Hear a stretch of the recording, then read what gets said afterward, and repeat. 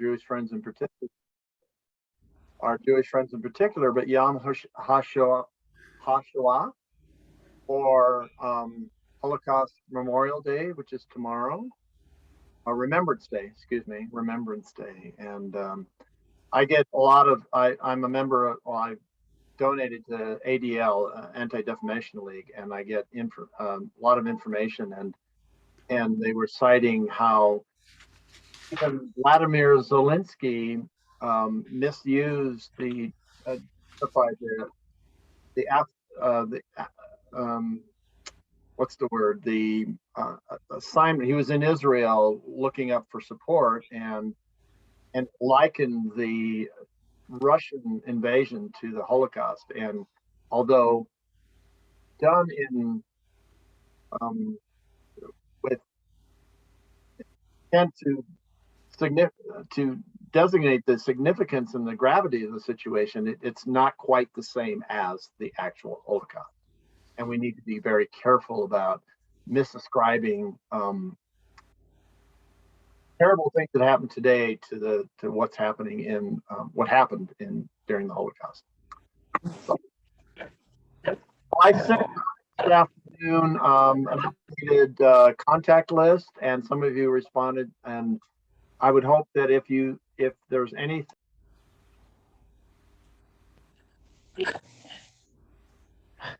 We lost Gordy.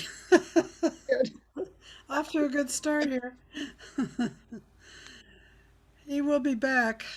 He will be back. There he is. Sorry, I just clicked leave the meeting and I left the meeting. Oh well, that's a good way to Thank you. I got exercise. back. Anyway, if any of you want, if there's anything incorrect on that list, please let me know.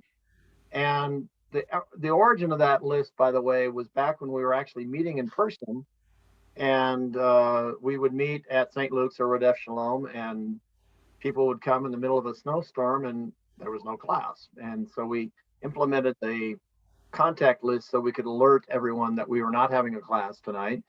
It's not particularly relevant now that we're meeting on Zoom, but I think it's important to have a list of the participants in our interfaith sessions in case you wish to contact one or another of individuals on that list. So there it is.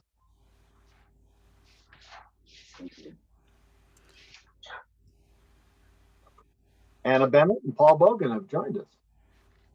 Welcome everybody.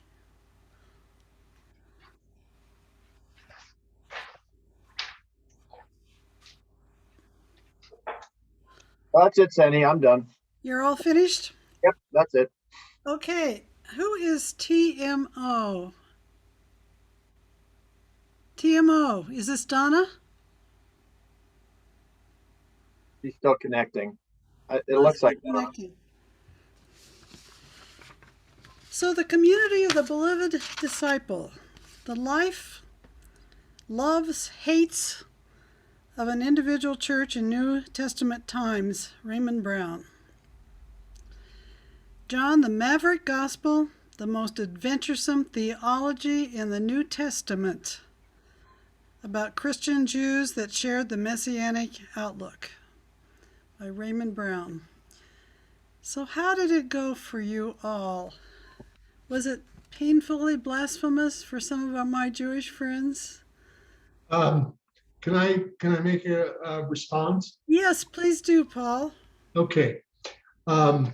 In the introduction, there is a statement from Mr. Brown saying, "I hope you are not coming to this book not knowing very much about the Gospel of John." And I have to go ahead and say that I think he was absolutely right on. So I have to go ahead and also say that he's writing, at least in the first chapters, as though there was a lot more information in his readers than is justified. And that's not his fault. He's writing for a specific group. I think it's part of his doctoral dissertation. I think the language is a little obtuse, may I go ahead and say? And you have to know what you're talking about. It's almost like studying Talmud in many ways, because you have to have read and know quite a bit before you venture into that thicket. So that's just my comment about the writing style. It's not written for a general lay public, is what I will go ahead and say. And that may be more my problem than his problem. No, I think that that is a very valid comment, Paul. And uh, basically, what he did is he trains Roman Catholic priests. That's his job. So he wrote that for his students. Wrote this book for his students. So and it is this book is very exegetical. It made me think an awful lot of Rabbi Sandmill's critical biblical critical book that we were all pretty much able to agree on biblical criticism, and so I would say that Raymond Brown approaches it from a biblical critical way in terms of the culture and the history. And for that reason, I thought maybe because we are sharing a lot of from the second century BCE to the second century in the New Common Era, we have shared the same, I would say, cataclysmic history in those 400 years, and also we have shared a lot of the cultural things with the Greeks and with the Roman Empire and with the sort of big changes in our own traditions that happened during those times, and the intertestamental writings that we both that I don't know how much the Jewish community likes these writings. It's in the Catholic Bible, which a lot of us love some of those writings. So so we share some of those influences also, from the Dead Sea Scrolls to the Nag Hammadi texts that were discovered in 1947, I think, and but were buried about in the second century Christianity, and the commonality with the Essenes in some of the work that has gone on in the Book of John. So I think that the Jewish community and the Christian community share an awful lot of the same cultural, historic, and textual in the Bible influences. So I'm hoping that we can embrace that, because our histories are sort of run in parallel. I'm thinking specifically about the Hellenization of Jerusalem, and then from Ezekiel to Daniel to the book of Matthew, we're talking about the apocalyptic eschatology. In other words, there was a belief along those times, first century BCE and first century in the new era, an expectation for the end times. So, when you look at the book of Matthew, there's a lot of expectations in the book of Matthew, and certainly in Ezekiel and Daniel, and Paul. We discovered Paul was very caught up in that obsession with the end times, and therefore he wanted to bring the Gentiles into the fold. So, Sandy, can I interrupt you? Jerry he raised his hand. He wanted to make a comment. Jerry. I just wanted to comment on what Paul said. I've studied the New Testament for over 70 years, and I found a lot in this book that I had never heard before, and a lot of viewpoints that I struggled with understanding. However, I thought it was very good. I've read half the book, and I've learned a lot, but it is difficult to comprehend, even for somebody who has read the scriptures for many, many years. One thing I would recommend for my Jewish friends here is that you read the book of John. It's 25 pages, and that will give you more perspective on what the book is talking about. And that's very, very valid what you're saying, Jerry. And also, I would say that Brown is modest in claiming that what he is perceiving about this book is his perception that there are many other points of view. And if you want to look into some of those from page 71 to 82, there are different claims from different people that have reconstructed the history of this book. So this is not set in concrete. Just be aware of that. And he brings that up often, saying that that there are other ways, there are other points of view. Just like Jerry says, there are different ways to look at it. So anyway, I pretty much stuck with quoting Brown the whole way through. That's why everything is in italics and quotes. Everything is in quotes in italic is Brown's words, or my construction with his words by putting different sentences together. So anyway, welcome to the high Christology, I would say, of Christendom that we find in the prologue to John's Gospel, that claims that Jesus the Christ existed in heaven prior to his incarnation and that he was instrumental in the creation. Is this a revolutionary concept, that he was instrumental in the creation? Yes.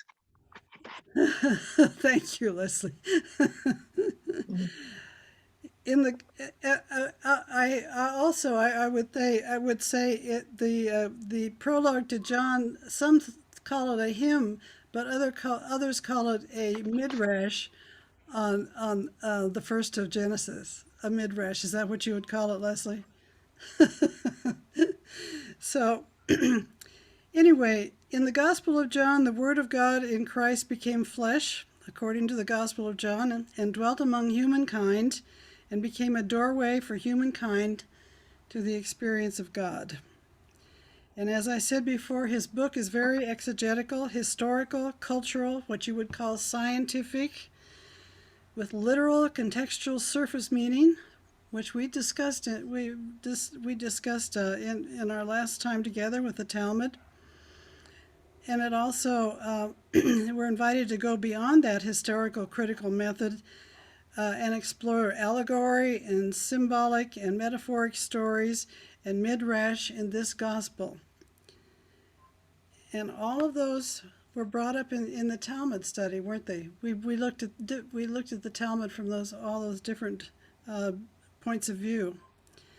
And finally, to explore the spiritual, the revelatory, the mystical experiences, sod, that are the essence of this gospel. So we can go as far as we want, or we can, and I invite those of you who are don't want to go any further than the historic and cultural, that's perfectly fine to do what works for you. So, the introduction. While the synoptic gospels, that's Matthew, Mark, and Luke, which were written before this book of John, they're filled with references to the kingdom of God. That terminology is definitely absent in John, and the concept of the people of God, the church, also seems to be absent from Johannine theology, as is the term apostle in the proper sense. So you probably, if any of you have actually read this gospel, you probably have noticed that there is marked opposition to the outsiders. The outsiders, the world, the Jews, the other Christians.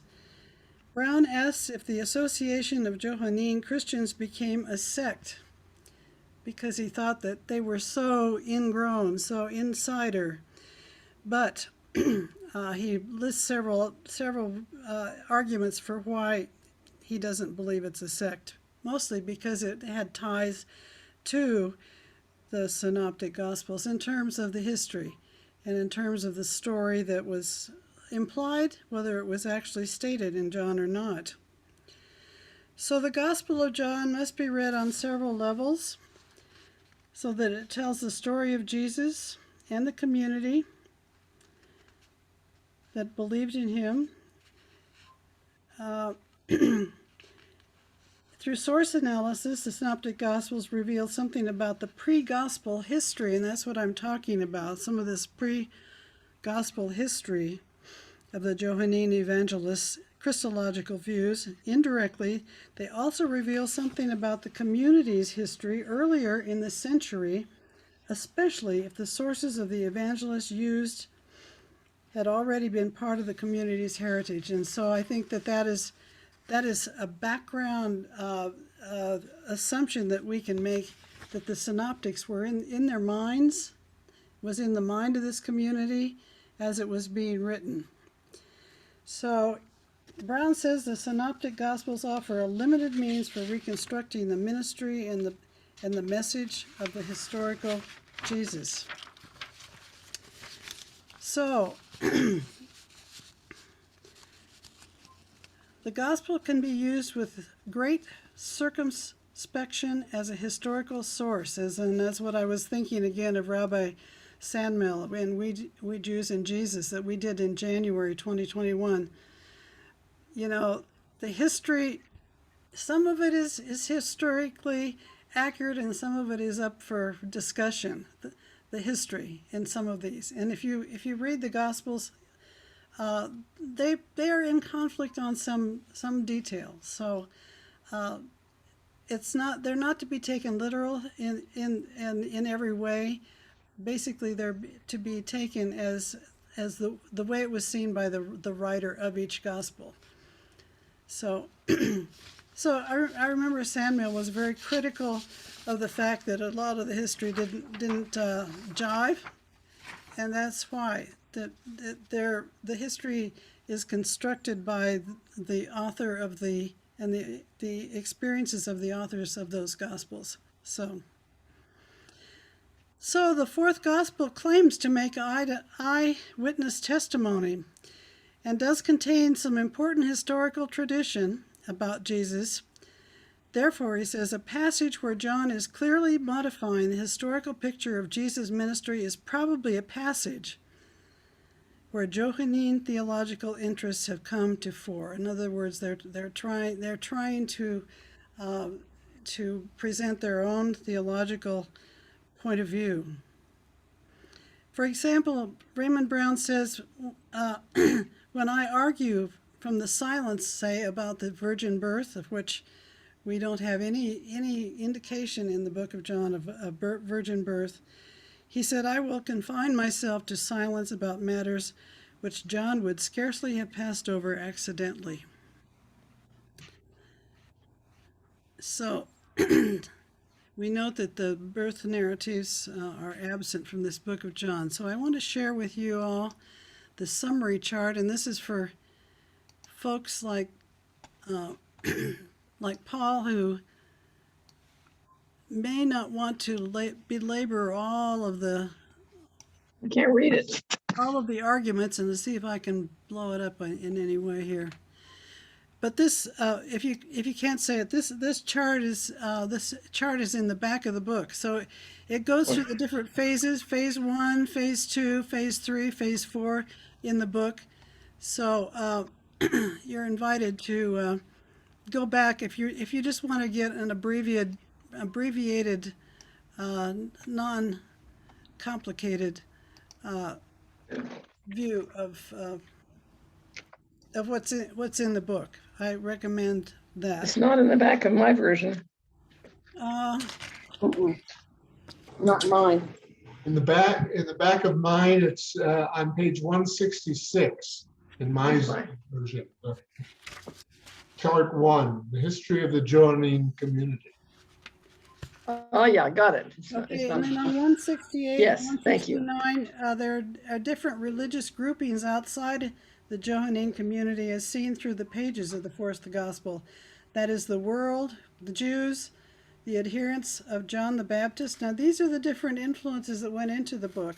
The crypto-Christians, that is, the Christians that remained in the synagogues, and the Jewish Christians, and the Christians of the apostolic churches. So those are the disciples. So these are the different points of view, and I think there are even more points of view than that when we go into the Samaritans and the Greeks, and there may even be more than that. So anyway. We have 4 phases. Then phase 1 is reconstructing the community, and the phase 1 is the pre-gospel era involved in the origins of this community and its relation to mid-1st century Judaism.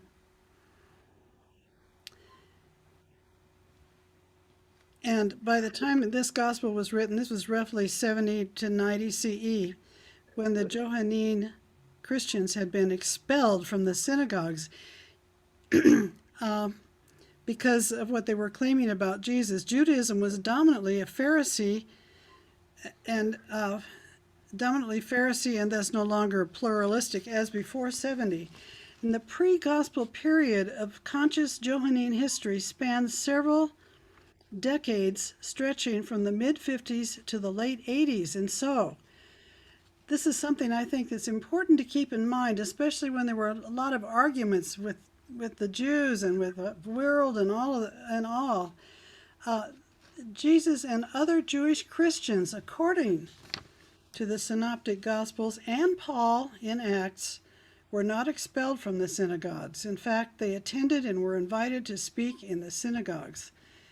In Luke and in Acts, several times, I think it's interesting, was interesting in Acts that Paul, as he went across Asia Minor, the synagogues welcomed him. Some of the synagogues thought he was a very holy man, and others decided that he was a devil incarnate. So Paul was either beat up on or was had lots of adulation as he went across Asia Minor in the book of Acts. But be aware that when we're talking about the book of John, we're talking about a different time in history. And so these were the experiences of this community with the Jewish community and with the world at large. So phase 2 then involved the life situation of the Johannine community at the time the gospel was written. The expulsion from the synagogues is now past, but persecution continues for these folks, and there are deep scars in the Johannine psyche regarding the Jews. So the insistence on high Christology, made all the more intense by the struggles with the Jews, affects the community's relations with other Christian groups whose evaluation of Jesus was inadequate by Johannine standards. Then we go into the epistles, and I must say, when I came to that chapter, I thought, why? I don't even want to discuss the epistles. But the epistles were critical because the battle that they had not with the exterior world, but with the interior world of the Johannine Christians, was a crisis at that point, because there were many break-off groups that were Gnostic groups and other groups, and the epistles were very important because the epistles held the line with the original Johannine texts, and if the epistles had not been holding that line, it's likely, according to Brown, that the book of John, the Gospel of John, would not have been included in the canon. Does anybody have any feeling of anybody in the Christian community about the epistles? I was I was amazed that it was part of his part of his discussion, and I'm glad actually that I was able to explore that. Elizabeth has her hand up, Sandy. Elizabeth, hi, go for it. Hi. I just wanted to clarify. I don't have the book yet. It arrived today, but I haven't been able to pick it up yet. But I was just wondering can you just clarify which epistles are you talking about? I'm talking about There's a lot. in the back, but they're really buried almost at the very back of the Bible. And they're John 1, John 2, and John 3, especially John 1. Well, those epistles, not Paul's. Not Paul's, no, not Paul's epistles. I'm sorry. Okay. And Thank so, you. So these were written by people who were really battling with the outside supersessionists that were wanting to, in their mind, distort what the message was in the Book of John. So I haven't spent a lot of time in the epistles myself, but I think that for that reason it was a good thing that that Brown went ahead and did that.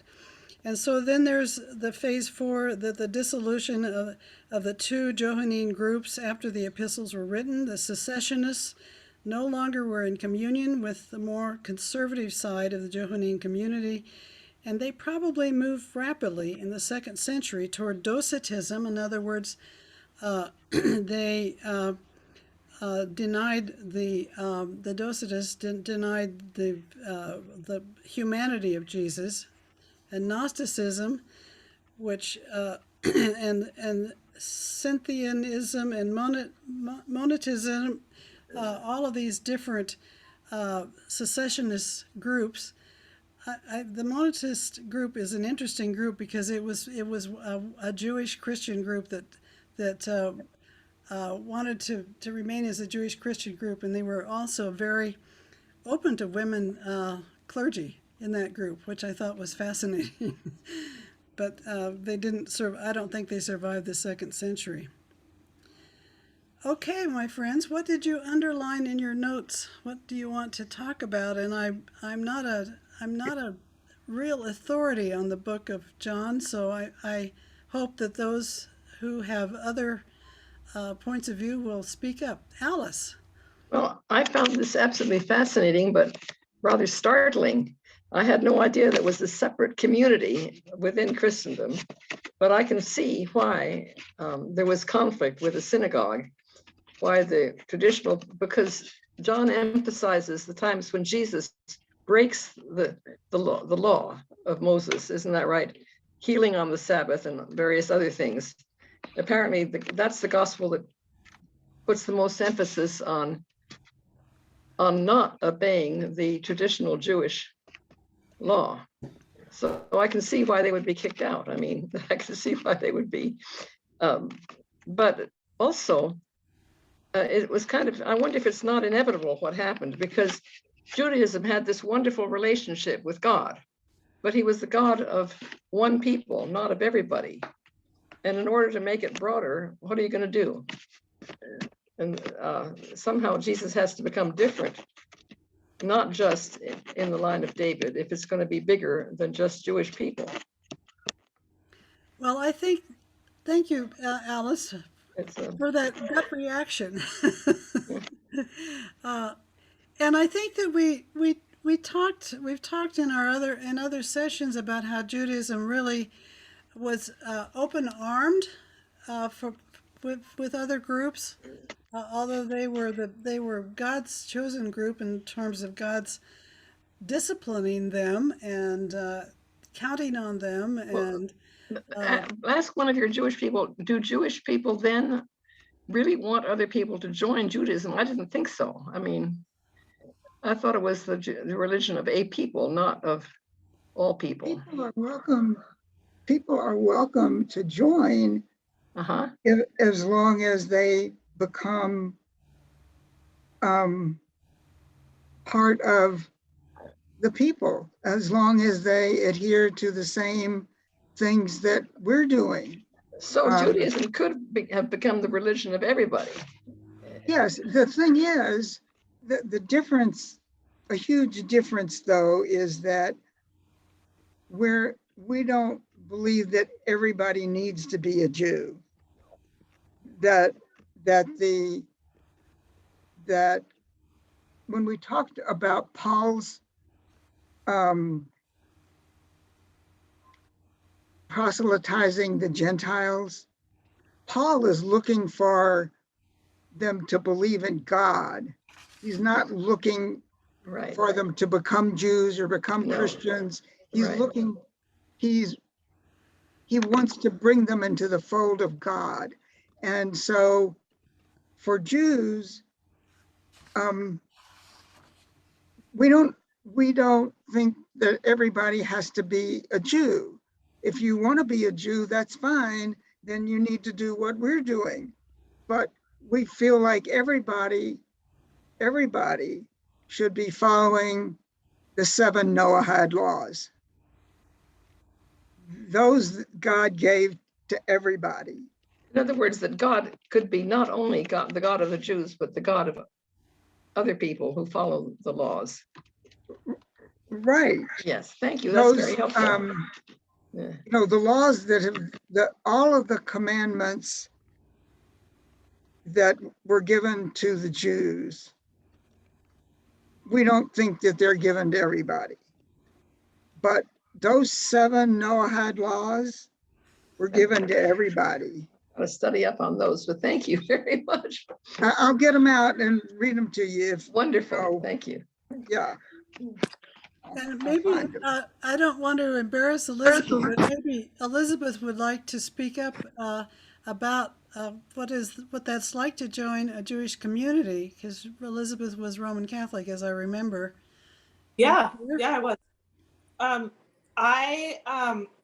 It's becoming a Jew has been, I think, just one of the most wonderful experiences of my life, because the Jewish community as a whole, and the synagogues that I've belonged to, have just been so welcoming, and everyone is so just eager to help me in every way that they can and show me that I'm welcome. I think that there are there's this other thing that happens though, when everybody asks me anxiously whether I'm being welcomed. And so I think that there's this concern that people will look down on converts or not really respect them. And that's really not been my experience at all. But I think that it's out there. And one thing that I've always noticed is that everyone's careful to say, you're not a convert, you're a Jew by choice, because that means that there's no possible way that I could be classified as anything other than a fully fledged Jew, I guess, once I completed my conversion. So yeah, it was, but I think another, one thing that I really felt about the conversion process is that there's really an emphasis on, you don't have to follow the laws 100%. Like, you don't have to jump in and become ultra Orthodox, but becoming a Jew means following the mitzvahs, the 613 mitzvot. And so and a lot of them, I think we've talked about this before, like a lot of them you can't do. I think there are more than 300 that you can't do because they're specific to the temple. But there's this, you can't convert to Judaism just because like you like the people or you like the food or you like the culture, like, because being Jewish is kind of all of those things together. If you're going to convert, you have to embrace Judaism, following the laws, following the way of life. And so that's really been, I think it's really sort of a negotiation for someone like me who wasn't raised that way, because you've got to find a way to follow those laws and live your life, but also make it work with the life you have, because you just can't switch over 100%. So you got to find it. You got to kind of find your place in the spectrum, I guess. Thank you, Elizabeth, for sharing that with us. And Leslie is going to come forth with the 7 laws, right? Yes, good. So here are the Noahide laws, and I'm they're writing them about down. universal morality. The 7 Noahide laws are rules that all of us must keep, regardless of who we are and where we come. It would be impossible for humanity to live together in harmony without them. Do not profane God's oneness in any way. Acknowledge that there's a single God who cares about what we are doing and desires that we take care of God's world.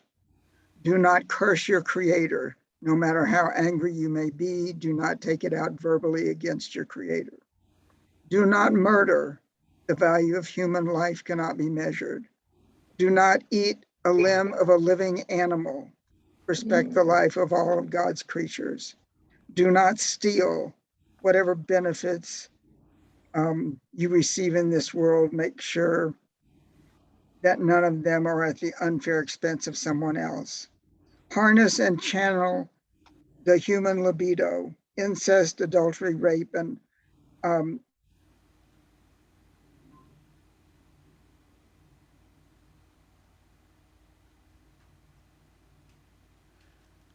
or forbidden relations. Those are wonderful. Thank you.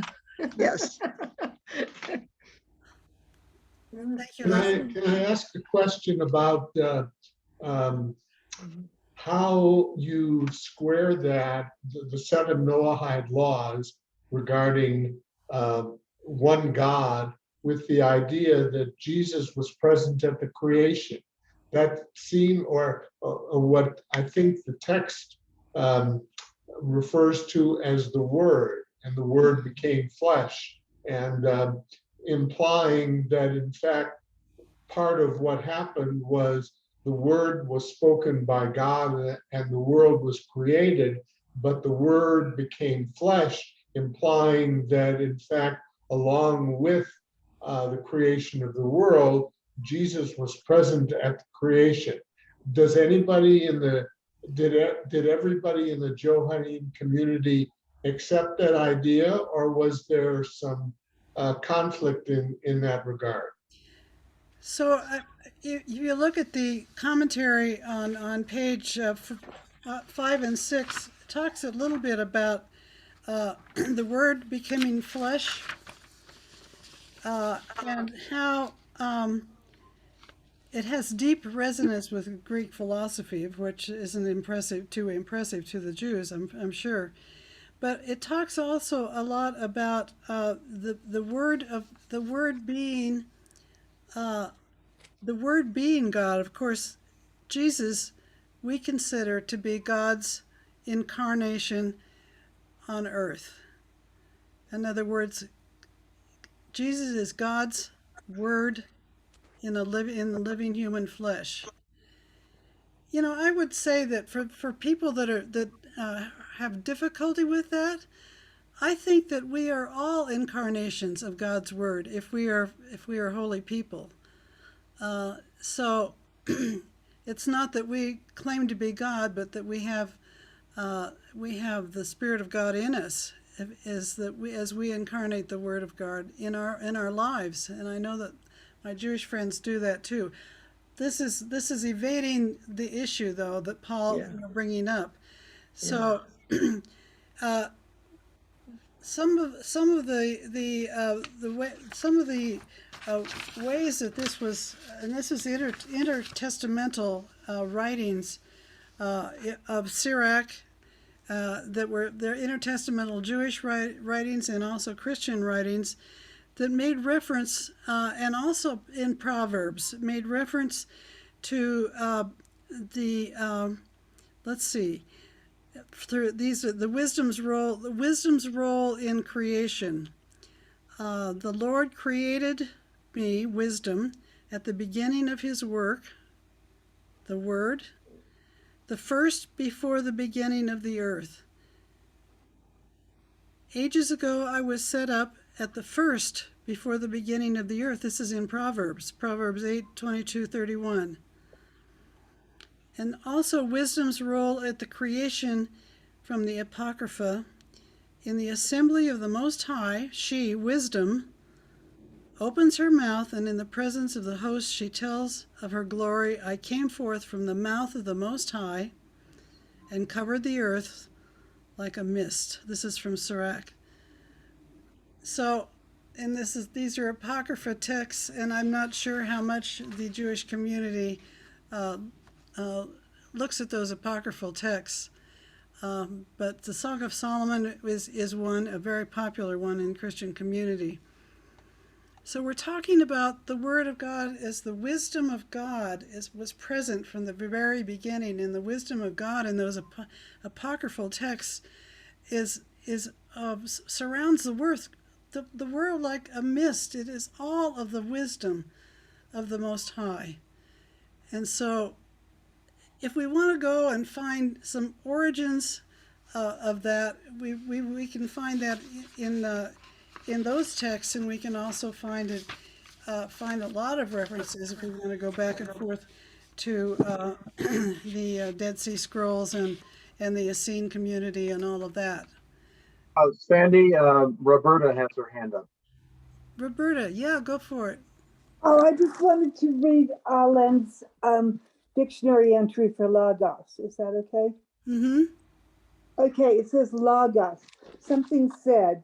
For example, a word, a saying, a message, a teaching, taught, conversation. Roberta, Huh? we're having a little bit of trouble hearing you. Can you get a little closer to your computer? How's that? There we go. Okay, something said, such as a word, saying, message, teaching, taught, conversation, word, account, settling of an account, reason, that would be more Greek, and wisdom would be more Hebrew. Grounds, reasonable, patiently, in charge, matter, thing. It can even be so broad as to mean matter or thing. So broad as to say what? As to mean a matter or a thing, logos can be. Logos can be existence, reality, whatever, like. Oh, Right. Can go that far. It's not just the word. That's very much a misunderstanding that it would be so literally meaning that. interesting.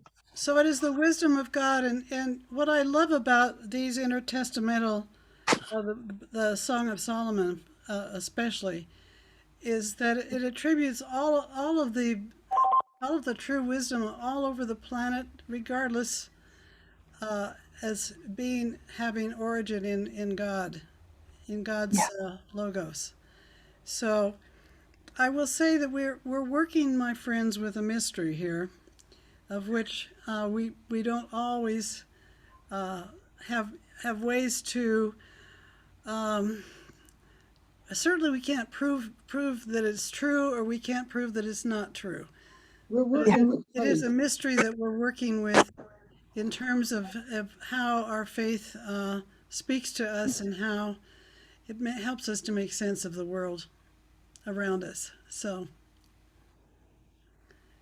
and I'm sorry, Paul, I wish I could be a little more specific. No, that's fine. If you are demonstrating that in fact there are things of which we cannot know, I'm perfectly okay with the mystery as the answer to the question. And so I think this is where we were talking in the Talmud too about Sod, S-O-D. I'm not sure if that's how you pronounce that.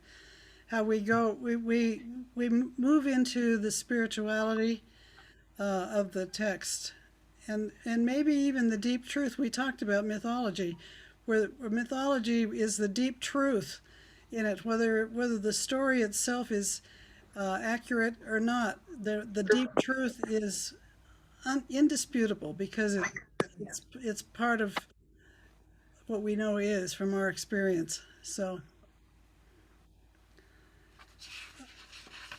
Sandy, which deep truth are you talking about? huh? Which deep truth are you talking about that we know for sure? Logos. Well, if you go, for example, one of the mythologies that we all attach to are the flood. There are many flood stories across all different Okay, yeah. people, and the deep truth of it is there was a flood, but they're not all specific in these stories. They're all midrash on the myth. Uh-huh. So, Okay. so our faith is full of those things, and I'm really sorry that Ann Cohen isn't here because she's an expert on all of that. So, Roberta, did you want to say something else? Yeah, I just wanted to say that I just read this recently in the Greek, so I'm the book of John. It is entirely different from the others in town. It is assertive, it is lyrical, it is poetic, it is absolutely convinced of itself. It's entirely different from the other three gospels. That's true enough. It is very different. Okay, so we have, and I was referring to the Essenes, the parallels have been recognized between the fourth gospel and the thought of the Essenes. Though there is no convincing evidence that the Johannine writer knew the Qumran literature, rather, the relationship is indirect and best explained if there was a conversion into the Johannine community of Jews who held the kind of ideas known to us from the Dead Sea Scrolls. For example, dualism of light and darkness, truth and falsehood, an angelic prince of lights or spirit of truth leading the sons of light against the sons of darkness, and the law as a life-giving water. I didn't know that was in some of That's the interesting. Dead Sea Scrolls. Did you remember that from the Dead Sea Scrolls? Any of you who've been into that?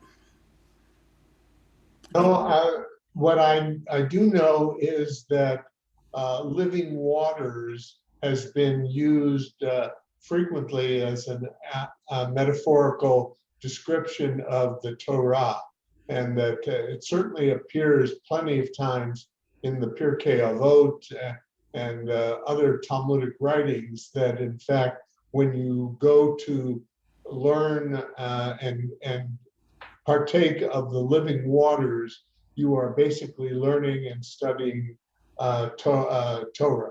And the 5 books of Moses is an important part of that obligation of the Jewish community and Jewish wisdom literature. And yes, the law as life-giving water. I love that. And that's what you're referring to, Paul, right? Yes. So later in the second stage of Johannine development, when the high pre-existence Christology emerged, Jesus would have been interpreted in light of these ideas as the heavenly light descending from above, his followers as the sons of light, and his spirit as the spirit of truth. The Jews who brought these ideas in Johannine tradition may have been followers of John the Baptist, and John the Baptist is kind of a mysterious Yes. in this Yes. whole process, I would say, because he's a different person in the synoptics. The Jews who brought these ideas in Johannine tradition may have been followers of John the Baptist, whose ministry brought him in close geographical proximity to the Qumran settlement at the time when it flourished, and whose preaching had important common features with Qumran thought and practice. And how are we doing on time? Are we getting close to running out of time? So the role of the beloved disciple, and I put in red type all of the different scriptures that are in reference to him. And a particular nexus between the followers of John the Baptist and the later community may have been centered on the beloved disciple. In other words, the beloved disciple seemed to have been the critical core of what that community was trying to what they were trying to say. I thought, So that he's a mysterious figure who appears only in the fourth gospel and who is oblivious to he was obvious the hero of this community. So later in community history we have Johannine Christians who were clearly distinct from the groups of the Christians who associated themselves with the memories of the 12 and with the memory of Peter. The claim to possess the witness of the beloved disciple enabled the Johannine Christians to defend their peculiar insights in Christology and ecclesiology. So, consonant with the theory that the gospel is giving us an insight into Johannine ecclesiological growth, Brown thinks it's no accident that the beloved disciple makes appearances by name only in the hour when Jesus, having loved his own who were in the world, he loved them to the end. So this does not mean that the disciple was not present during the ministry, that he achieved his identity in a Christological context during his lifetime, whether the period of Jesus' ministry or in the post-resurrection period. The beloved disciple lived through the same growth in Christological perception that the Johannine community went through. And I think that's important, that there's, that there was sort of an emergence of this thought. And certainly when we get into the John epistles, we find that to be true.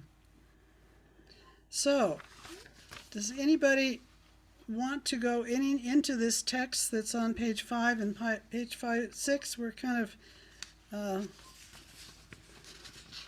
without a whole lot of time to go into it. I use commentaries, a number of different commentaries, just to talk about different aspects of the text.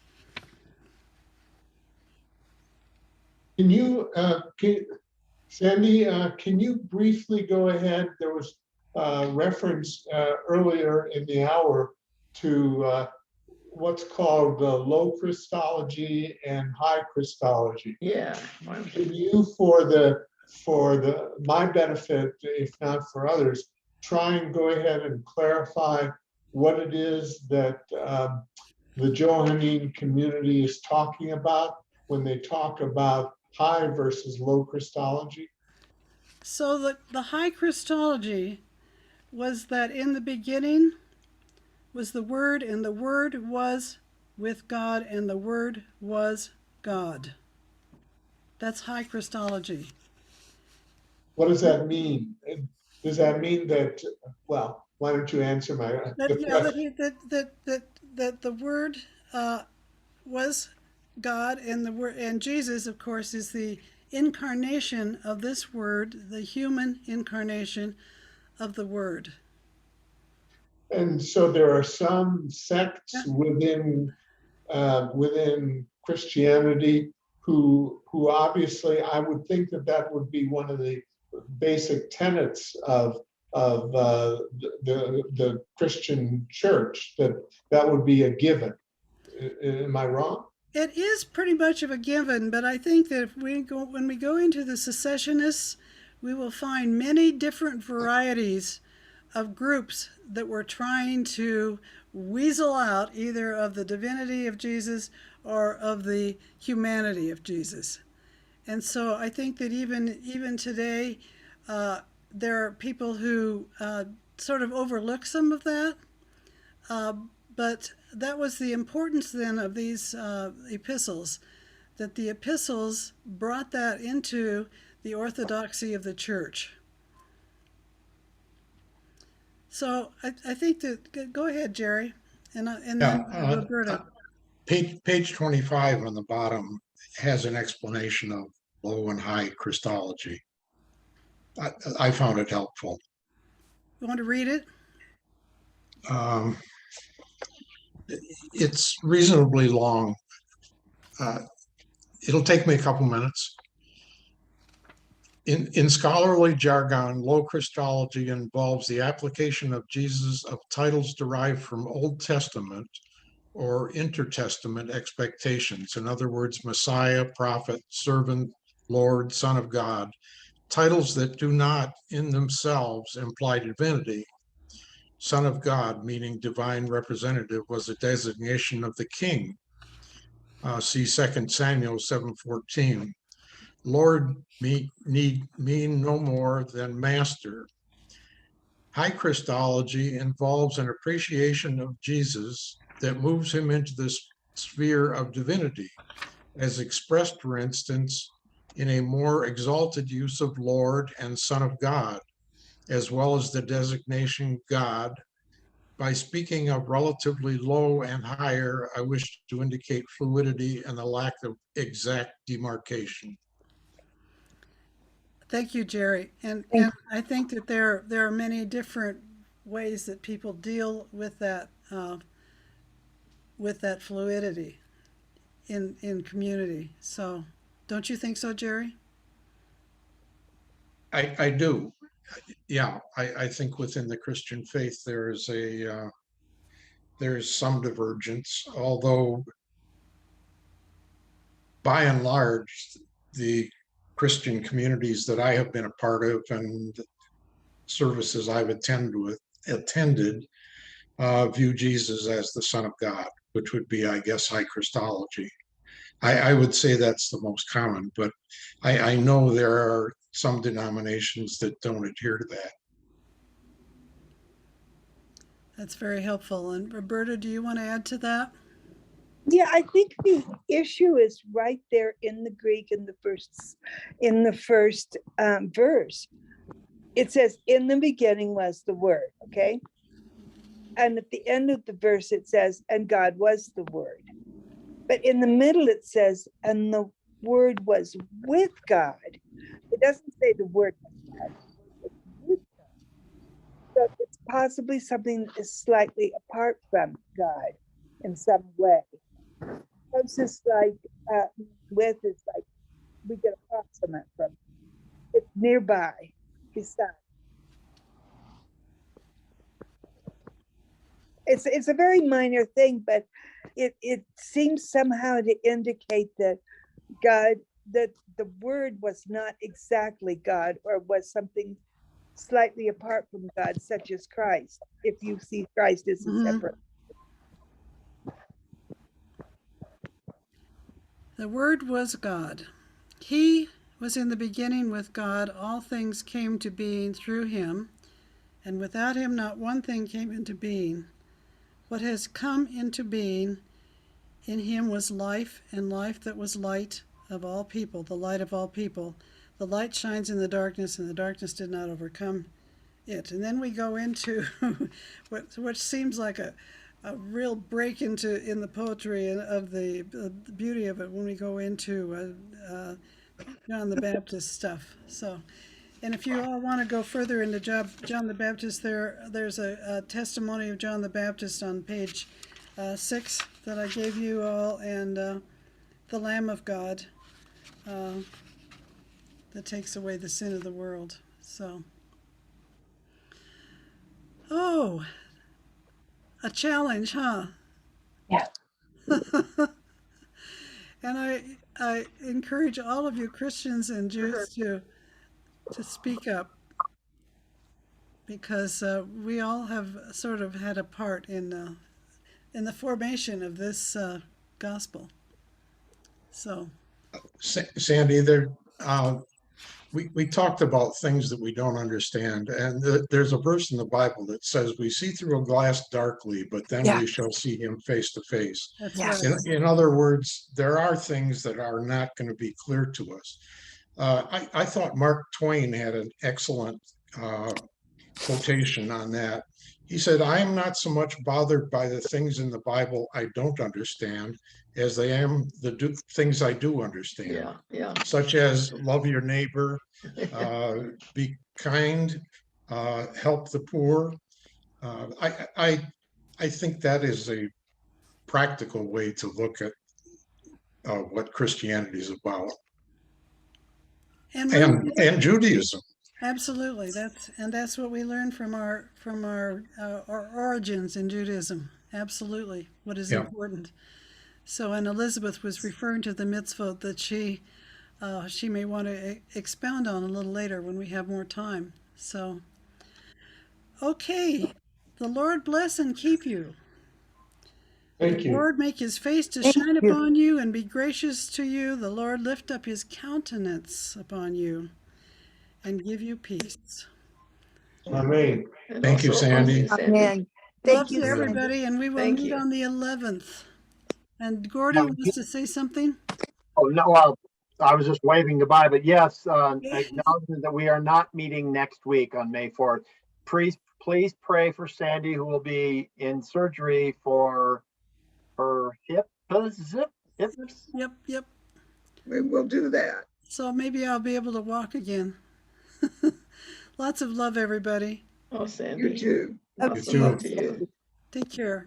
Great job. Thank you, Sandy. Bye-bye.